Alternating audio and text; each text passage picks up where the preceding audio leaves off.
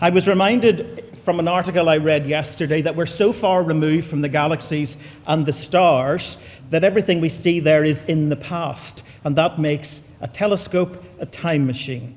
If there's one person in the room who requires a time machine, it is our first speaker this evening. He has a very full schedule today, and we're very grateful that he's taken time to be with us. A political leader who values science, and that's fairly rare. Ladies and gentlemen, please welcome Taoiseach Leo Varadkar. Your Grace, ladies and gentlemen, distinguished guests, first of all, good evening to everyone. And I just want to say what a pleasure it is to be here today in this historic place, the former House of Lords, which, as you know, was part of our Parliament House prior to the Act of Union in 1800. And by a strange quirk of history, at Cabinet on Tuesday, we signed off on the election of the new Commissioners of Irish Lights, and that fell under the Dublin Ports Acts of 1780-something, and was one of the few pieces of legislation that is still in law that would have been passed here in this building. So, not legislation from Westminster, legislation from before we started sending MPs to Westminster, going that far. And as I said earlier, I am somebody who loves science, a doctor by profession. But when I was a kid, I was one of those kids who loved dinosaurs and astronomy.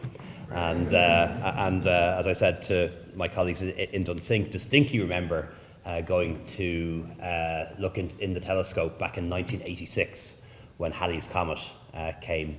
And my mother saying to me at the time that I'd probably be around to see Halley's Comet come again in 2061, so something that I will look forward to with anticipation.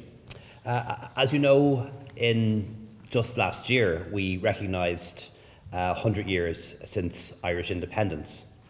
And we're living through a time of reflection on our own story as a nation and the role that buildings such as this played in our lives. And as we near the end of the decade of centenaries, this Sunday I'll lead a ceremony of reconciliation and remembrance for all those who lost their lives in the Irish Civil War. Despite those difficult years, we've achieved in 100 years of independence unbroken democracy, only 6 countries in Europe that have 100 years of unbroken democracy, and of course considerable economic and social progress.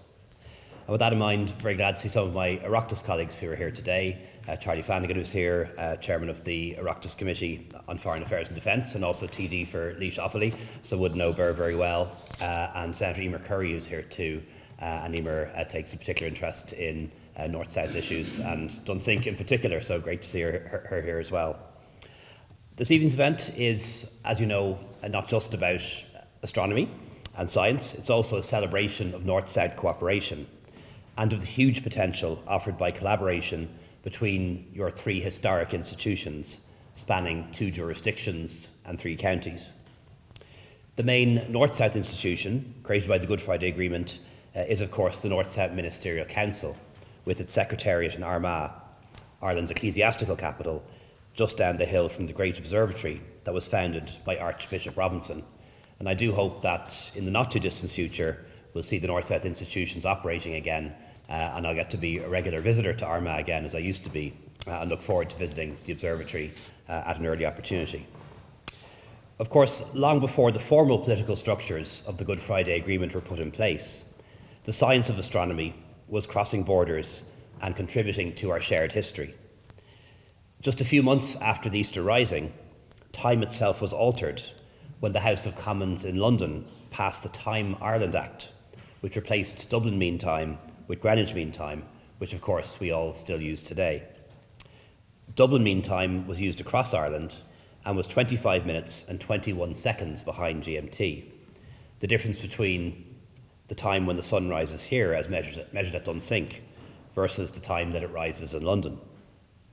So when the clocks were turned back by an hour at 2 a.m. on the 1st of October 1916, the clocks only went back by 35 minutes here in order to synchronise us, something that has never happened since. A few decades later, when one of the commanders of the Rising, Eamon de Valera, held office as Taoiseach, he was the prime mover behind the establishment in 1940 of the Dublin Institute of Advanced Studies and was a steadfast supporter of its work. And he, of course, was a mathematician and had a real interest in science and maths. Dunsink became part of the Institute with the establishment of the School of Cosmic Physics in 1949. And I know some of you will know the famous story of De Valera's chance meeting in Shannon Airport with Harlow Shapley, director of the Harvard Observatory, and how that led to the Irish government support for the Armagh Dunsink Harvard Telescope project at Boyden in South Africa. And it was a project that was driven by Eric Lindsay, director of the Armagh Observatory, and jointly backed by the Northern Ireland government. Those of you who are interested in this aspect of history will know that cooperation between the government here in Ireland and in Northern Ireland really didn't happen at that time. Indeed, the two prime ministers didn't meet until the meeting with Terence O'Neill in the 1970s. So it was unusual, to say the least, to have North-South cooperation of that nature in 1947, the two administrations in Dublin and Belfast taking a joint initiative. So the project gave rise not just to significant and groundbreaking science, but also to significant and groundbreaking North-South cooperation. Initiatives like the Armagh Dunsink Harvard Telescope project, I think, helped to melt a little bit of ice and demonstrated the value of working together to progress shared objectives, and may be credited with the laying of some of the tentative foundations for the institutional structures of North-South cooperation.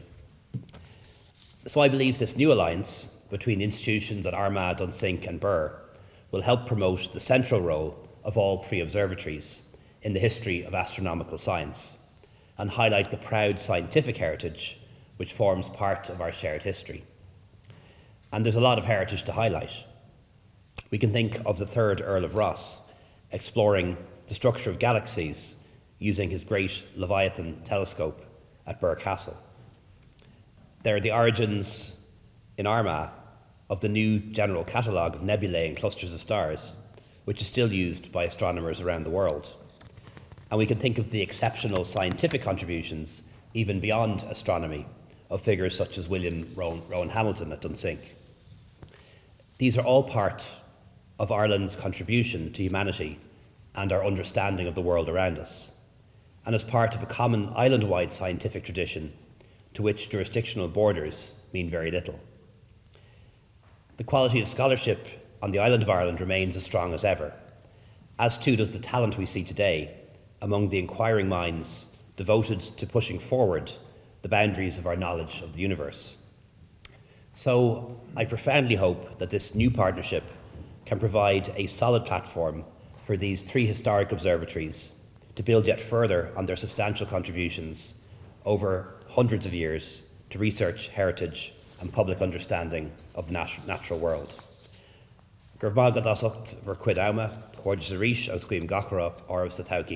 Thank you so much for your time. Congratulations again on this wonderful day and wonderful initiative, and the best of luck in the future.